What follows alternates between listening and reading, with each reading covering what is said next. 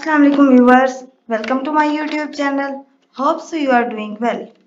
आज की इस वीडियो में मैं आपको unit 3 the Lake Isle of Innisfree की एक्सरसाइज सॉल्व कराने जा रही हूँ।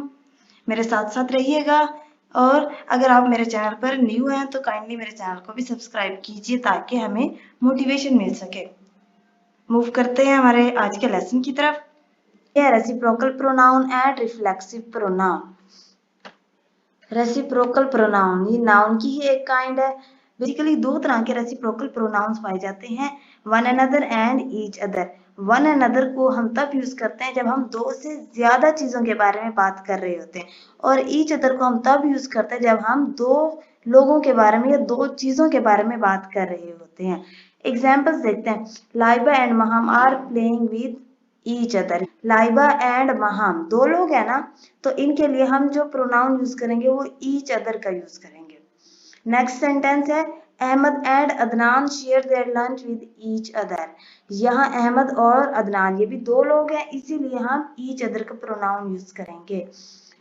गैंगस्टर्स, गैंगस्टर्स अब बहुत सारे हैं, क्या पता कितने हैं, लेकिन बहुत ज्यादा है, तो इस वजह से हम इनके लिए जो प्रोनाउन यूज करेंगे वो वन अनदर यूज करेंगे, reciprocal pronoun.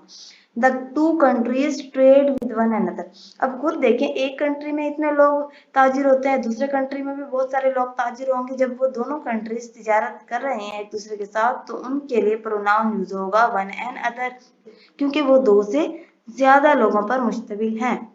Fill in the blanks using reciprocal pronouns each other और one another।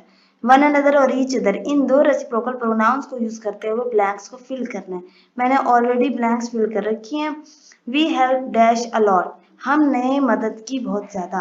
अब वी ये प्लूरल है, इसमें दो लोग भी आ सकते हैं, दो से ज्यादा भी आ सकते हैं, यहाँ पर मेंशन नहीं किया होगा, इसलिए हम इसको मोर देन टू कंसिडर करेंगे और reciprocal pronoun one another use करेंगे। They send dash gifts from time to time। They ये भी प्लूरल है और मोर देन टू कंसीडर हो सकता है, इसलिए हम वन अनदर यूज करेंगे। They didn't dare to look at dash। They यहाँ अगेन दे आ गया, ये मोर देन टू कंसीडर होगा, one another.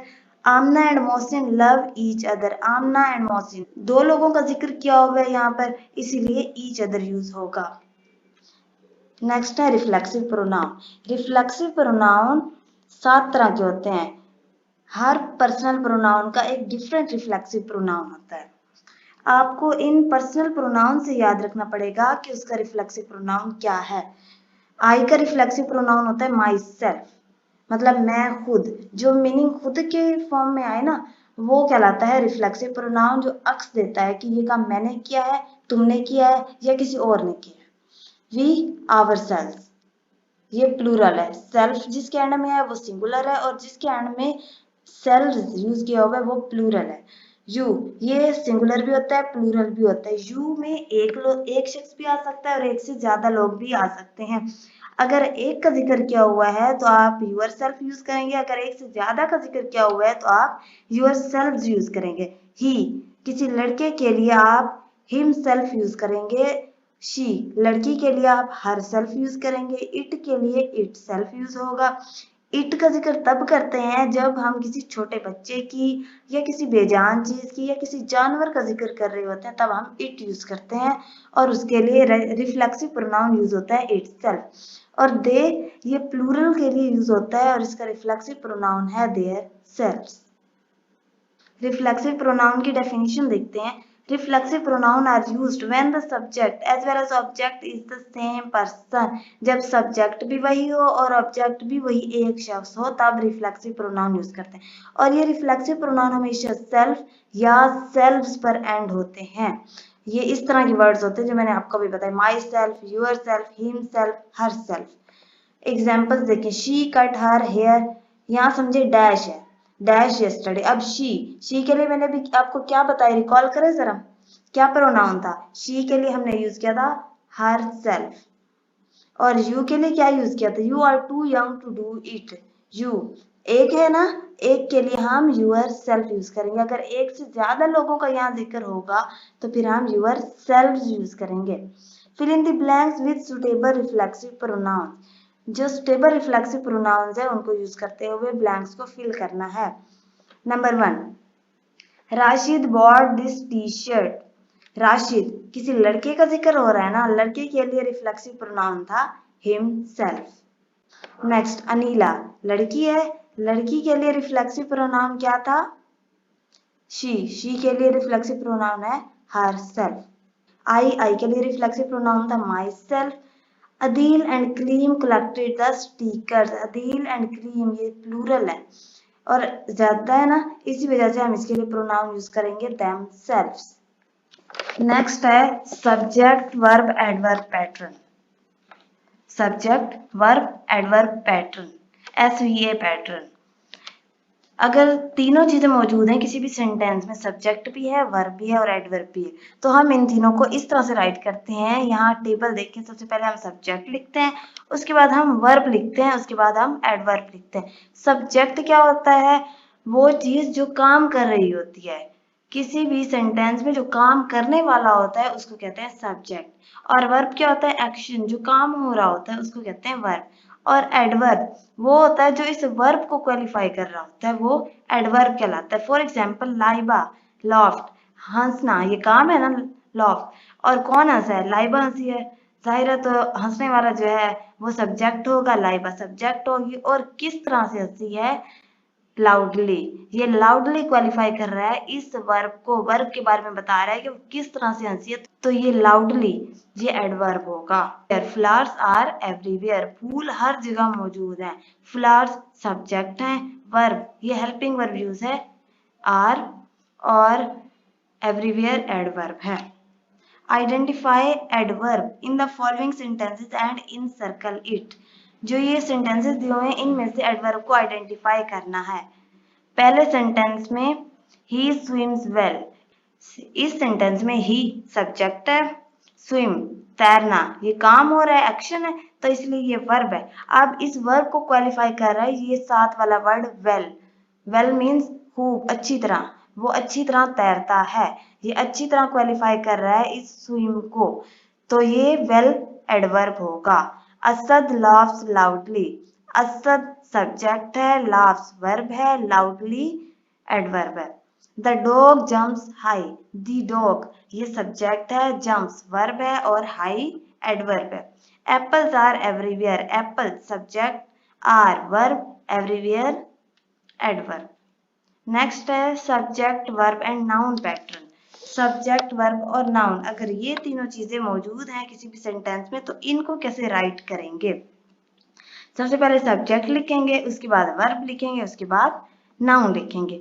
For example she is a doctor, यहाँ पर ये मिस्टेक की हुई है बुक के अंदर, यहाँ एडवर्ब लिखा हुआ है, ये एडवर्ब नहीं आएगा, यहाँ पर नाउन आएगा, ये नाउन है वर्ड।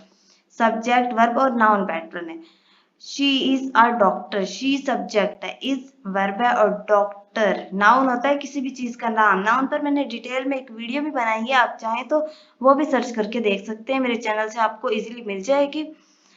तो नाउन किसी भी चीज का नाम होता है। अब डॉक्टर देखिए एक प्रोफेशन का नाम हुआ ना, तो ये डॉक्टर नाउन है। Shafqat was a nurse, Shafqat subject है, वर्ब है वॉज और नर्स है noun. Identify subject, verb and noun from the following sentences and write them in their right column. नीचे सेंटेंसेस दिए हुए हैं तीन, इनमें से सब्जेक्ट वर्ब और नाउन को आइडेंटिफाई करके यहाँ लिखना है, जो मैंने ऑलरेडी राइट कर दिया है। फर्स्ट सेंटेंस है I am the teacher, I subject है, एम वर्ब है और ये द टीचर, टीचर नाउन है। Ehsan is a carpenter, Ehsan subject है, इज वर्ब है और कारपेंटर ये नाउन है। The boy is a student, boy ये सब्जेक्ट है, इज वर्ब है और स्टूडेंट नाउन है। नेक्स्ट हमारा ग्रामर का टॉपिक है present continuous tense. Present continuous tense वो होता है जो किसी एक्शन को बताता है कि वो कंटिन्यू है। ये तीन तरह का होता है, सिंपल, नेगेटिव और इंटेरोगेटिव। तीनों का फॉर्मूला आपको यहाँ दिया हुआ है। Subject is MR, base form of verb या main form of verb with ing plus object। ये base form of verb first form of verb होती है। नेगेटिव का फॉर्मूला सेम उसी तरह से है, बस हेल्पिंग वर्ब के बाद नॉट यूज होता है, और इंटेरोगेटिव में हेल्पिंग वर्ब स्टार्ट में यूज हो जाता है और इसमें नॉट का यूज नहीं होता। इन सेंटेंसेस को फिल करना है आपने यूजिंग प्रेजेंट कॉन्टिन्यूअस टेंस। देखिए हमने बाकी सारा तो सेंटेंस लिखा हुआ है, लेकिन यहाँ पर आपने मेन वर्ब लगाना है। मेन वर्ब हमने पढ़ा है, मेन वर्ब के साथ आईएनजी यूज होती है। आपको यहाँ पर मेन वर्ब दिया हुआ है, बस आपने उसके साथ आईएनजी फॉर्म यूज करनी है। टॉक, टॉक के साथ आईएनजी लगाएंगे, talking. My daughter is talking on the phone right now. मेरी बेटी अभी तक फोन पर बात कर रही है। Ahsan is working on an assignment nowadays. Ahsan आजकल एक असाइनमेंट पर काम कर रहा है। My wife is not cooking today. मेरी बीवी आज खाना नहीं बना रही। Change the following sentences into their negative form. इन सेंटेंसेस को नेगेटिव में चेंज करना है। फॉर्मूले को देखिए, सिंपल और नेगेटिव दोनों फॉर्मूलाज एक जैसे हैं, लेकिन सिर्फ नेगेटिव में नॉट का यूज होता है। आपने इस सिंपल को देखकर सेम टू सेम ऐसे ही लिख देना है, लेकिन हेल्पिंग वर्ब के बाद यहाँ पर आपने नॉट का यूज करना है, बाकी सेम सेंटेंस आ जाएगा।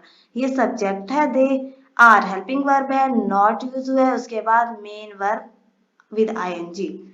He is dancing in the club. He is not dancing in the club. I am reading a book. I am not reading a book. Negative हो गए। अब नीचे जो दिया हुआ है आपने ब्लैंक्स फिल करने using helping verb. Helping verb देखिए तीन तरह के, इज, एम, आर, ये यूज होते हैं प्रेजेंट कॉन्टिन्यूअस में। इस को हम तब यूज करते हैं जब हम किसी सिंगुलर चीज का जिक्र करते हैं। एम को हम सिर्फ आई के साथ यूज करते हैं, और आर को हम प्लूरल के साथ या यू के साथ यूज करते हैं। Are you helping your grandma? Is she a good girl? Am I really ill? तो ये था हमारा आज का टॉपिक। होप सो आपको अच्छे से समझ आ गया होगा। अगर आपको कोई कंफ्यूजन हो तो आप कमेंट बॉक्स में कमेंट करके पूछ सकते हैं। फिर मिलेंगे एक नई वीडियो के साथ, तब तक के लिए अल्लाह हाफिज।